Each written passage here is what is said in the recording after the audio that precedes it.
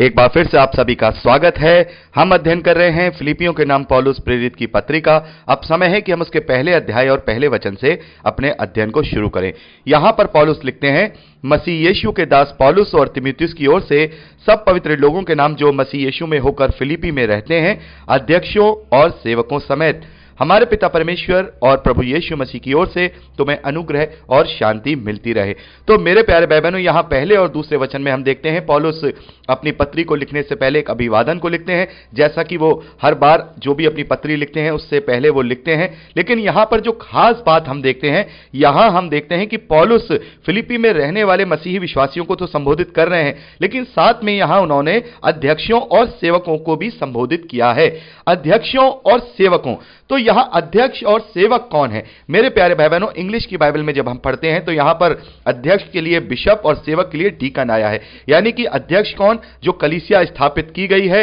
उसके ऊपर एक अगुवा नियुक्त किया गया जिसे अध्यक्ष कहा गया, जो कि उस कलीसिया की अगुवाई करेगा, उस कलीसिया को रखवाली करेगा, एक पास्टर बनके या उसका रखवाला या चरवाहा बनके। और सेवक यानी उस कलीसिया के लिए जो सेवक का काम करेंगे, ये वहां पर जो है पौलुस के द्वारा स्थापित किए गए थे। तो यहां पर अध्यक्षों और सेवकों को जब हम देखते हैं, जैसा कि हमने इफिसियों की पत्री 4 अध्याय में पढ़ा था, जो 5 फोल्ड मिनिस्ट्री है, जो पवित्र आत्मा के द्वारा जो 5 पद हैं कलीसियाओं को दिए गए हैं, उन 5 तरीके से कलीसिया में पवित्र आत्मा के द्वारा कार्य होते हैं, जिन्हें हम पढ़ चुके हैं। भविष्यद्वक्ता हैं, प्रेरित हैं, जो सुसमाचार सुनाने वाले हैं, रखवाले हैं और उपदेशक हैं। तो यहां पर हम देखते हैं कि ये जो फॉर्मेट है कलीसिया का, यह फॉर्मेट नया नहीं है। यानी जब से कलीसियां स्थापित की जा रही हैं, तब से ही इस फॉर्मेट को पौलुस के द्वारा, या हम ये कहें पवित्र आत्मा की प्रेरणा से, इस फॉर्मेट को लागू किया जा रहा है। बहुत सारे मसीह विरोधी जो आजकल झूठा प्रचार करते हैं, वो ये कहते हैं कि चर्च की जो आज ये फॉर्मेट है, ये पहले नहीं था, चर्च की जरूरत नहीं है, किसी बिशप की, कलीसिया की, अध्यक्ष की जरूरत नहीं है, और पहले ऐसा नहीं होता था। बहुत सारी झूठी झूठी वो बातें करते हैं। लेकिन मेरे प्यारे भाई बहनों, हम इस पत्री को जब पढ़ते हैं तो हम जानते हैं ये पत्री पौलुस ने 60 एडी के लगभग लिखी है। और ये जो फिलिपियों की जो कलीसिया है, इसको पौलुस ने करीब 10 साल पहले, यानी कि 51 एडी से लेकर 52 एडी के बीच में पौलुस ने वहां स्थापित इस कलीसिया को किया है। और यहां पर 10 साल के बाद जब ये पत्र जेल में होकर के लिख रहे हैं, तो वहां पर अध्यक्षों और सेवकों का यहां पर जो जिक्र किया है, तो इसका मतलब यह है कि जो चर्च का फॉर्मेट है, जो कलीसिया का फॉर्मेट है, ये पहले से ही शुरुआती दिनों से ही चला आ रहा है कि एक जगह, एक एरिया में मसीही विश्वासी हैं, वहां सुसमाचार का प्रचार हुआ, लोगों ने अपने मनों को फिराया, प्रभु की ओर आए, और वहां पर एक कलीसिया की स्थापना हुई, जहां पर वो एक साथ मिलकर संगति करते, प्रभु भोज करते, वो एक साथ एक दूसरे के विश्वास को बढ़ाते। एक कलीसिया की स्थापना हुई। वो कलीसिया तितर बितर ना हो, इसके लिए पवित्र आत्मा के द्वारा एक नियुक्ति की गई। वहां पर एक अध्यक्ष को चुना गया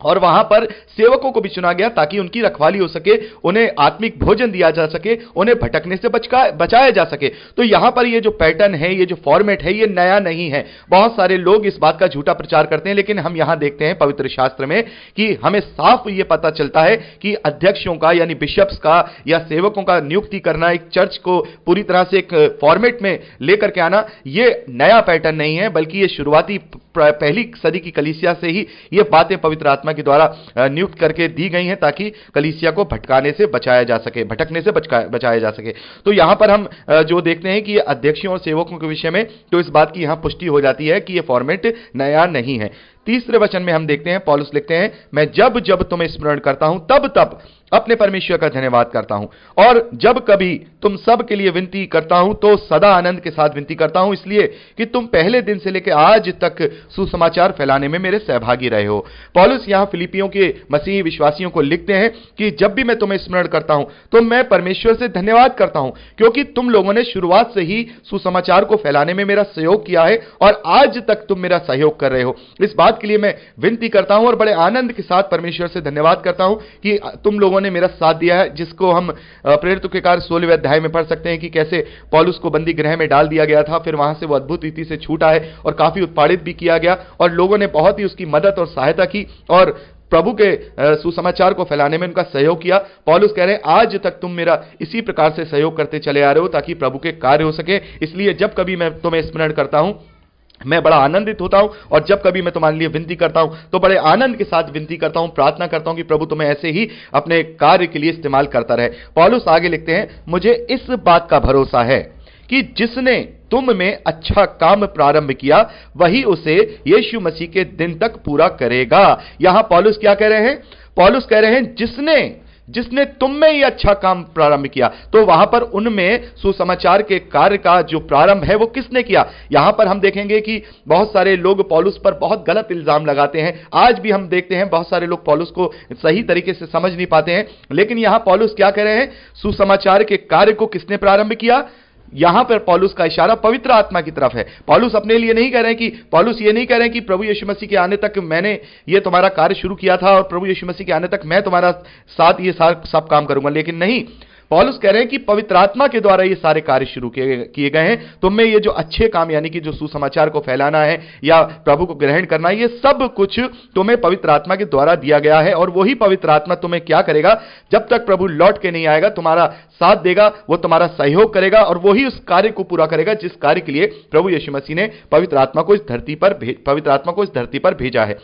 मेरे प्यारे भाई बहनों, पवित्र आत्मा इस धरती पर इसलिए आया है कि वो मुझे और आपको एक सच्ची दुल्हन बना के, सच्ची कलीसिया बना करके तैयार करे कि जब कभी उस मेमने से इस दुल्हन का मिलन होगा, यानी कि जब हम प्रभु से मिलेंगे तो वो हम पूरी रीति से पवित्र आत्मा की सहायता से, उसके सहयोग से, उसकी अधीनता में रह करके हम अपने आप को तैयार करें कि हम प्रभु के योग्य बन पाए, हम प्रभु से मिलने के योग्य बन पाए। तो मेरे प्यारे भाई बहनों, यही पवित्र आत्मा है जो प्रभु के लिए कार्य कर रहा है। यही पवित्र आत्मा है जो सुसमाचार के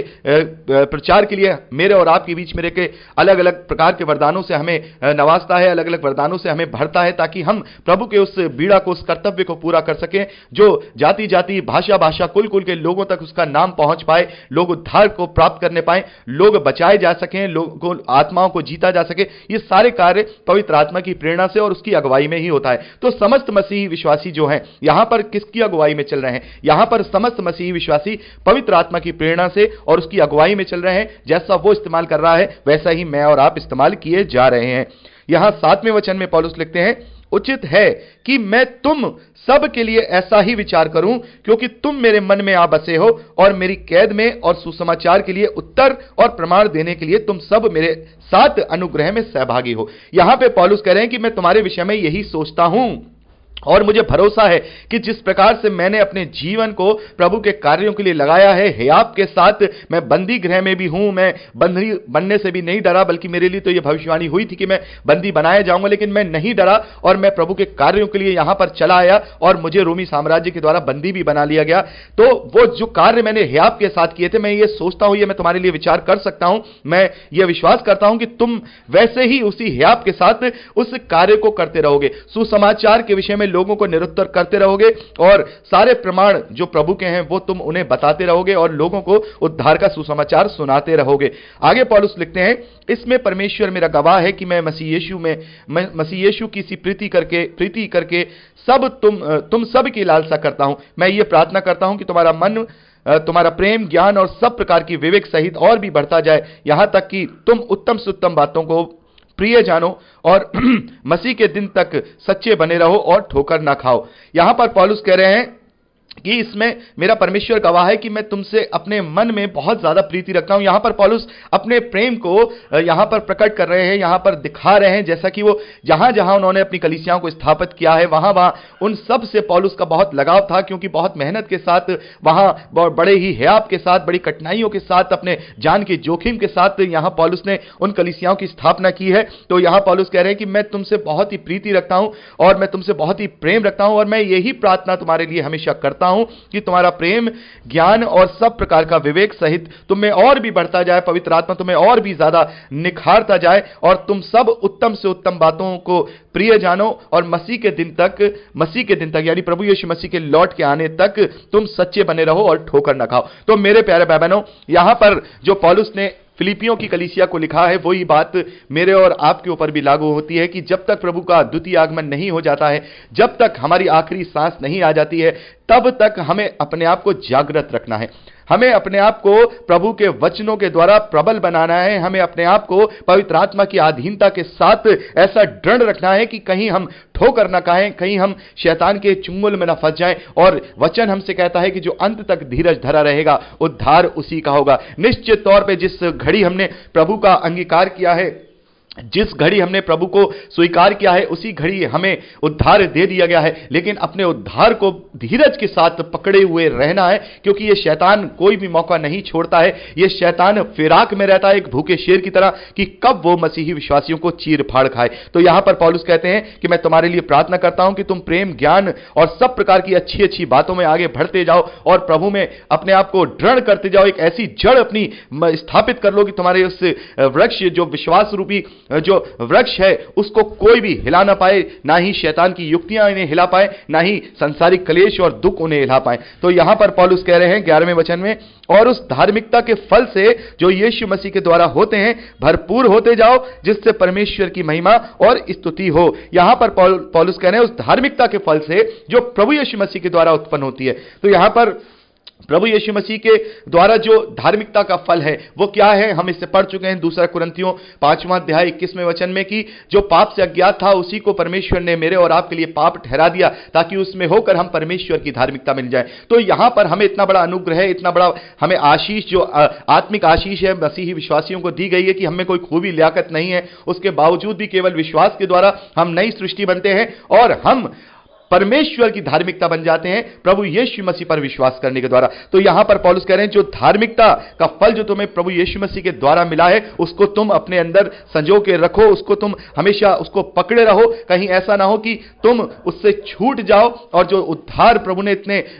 पीड़ा वाली मृत्यु को लेकर के सहा है और वो हमें अनुग्रह के द्वारा दिया है, अपने प्रेम को इस रूप से प्रकट करके दिया है, कहीं ऐसा ना हो कि हम उसके बलिदान को या उसके उस महान कार्य को व्यर्थ ठहरा दे। तो यहां पर पौलुस फिलिपियों की कलीसिया के मसीही विश्वासियों के लिए और मेरे और आपके लिए भी यहां पे एक देखा जाए, हम वहां पर प्रार्थना कर रहा है कि यहां पर पवित्र आत्मा के द्वारा हमेशा हम पवित्र आत्मा की अधीनता में रहें, पवित्र आत्मा हमारी अगुवाई करे। जिस प्रकार से पवित्र आत्मा ने इस धरती पर प्रभु के कार्यों को आगे बढ़ाया है मसीही विश्वासियों में रह करके, मसीही विश्वासियों की सहयोग के साथ, वैसे ही जब तक प्रभु दोबारा लौट के ना आ जाए वैसे ही हम अपने आप को वो एक कुंवारी दुल्हन के समान बनाए रखें, क्योंकि हमारी और आपकी जो बात है, जो मसीही कलीसिया है, जो मसीही विश्वासी हैं, उनकी जो बात चलाई गई है पवित्र कुंवारी के समान, वो प्रभु यीशु मसीह के साथ चलाई गई है। तो मैं और आप एक पवित्र दुल्हन के समान, एक पवित्र कुंवारी के समान प्रभु यीशु मसीह के आने तक का इंतजार करें, धीरज के साथ। हम कहीं ठोकर ना खाएं, कहीं हमारी पवित्रता नष्ट ना हो जाए। इसलिए पवित्र आत्मा निरंतर मेरी और आपकी अगुवाई करता है, हमारी सहायता करता है, हमारी मदद करता है। वो निरंतर हमें निखारता है, तैयार करता है कि हम उस मेमने से मिले, हम अपने प्रभु यीशु मसीह से जा करके मिले, जैसा कि उसने हमसे वादा किया है कि मैं आऊंगा और तुम्हें अपने साथ बादलों में ले जाऊंगा और मेरे पिता के घर बहुत सारे रहने के स्थान हैं, मैं तुम्हें ले जाऊंगा और तुम मेरे साथ वहां वास करोगे। तो मेरे प्यारे भाई बहनों, यहां पर हमने 11वें वचन तक का अध्ययन किया है और मैं चाहूंगा कि हम 12वें वचन से आगे का अध्ययन अगली रिकॉर्डिंग में करें। प्रभु आपको आशीष दे। Praise the Lord.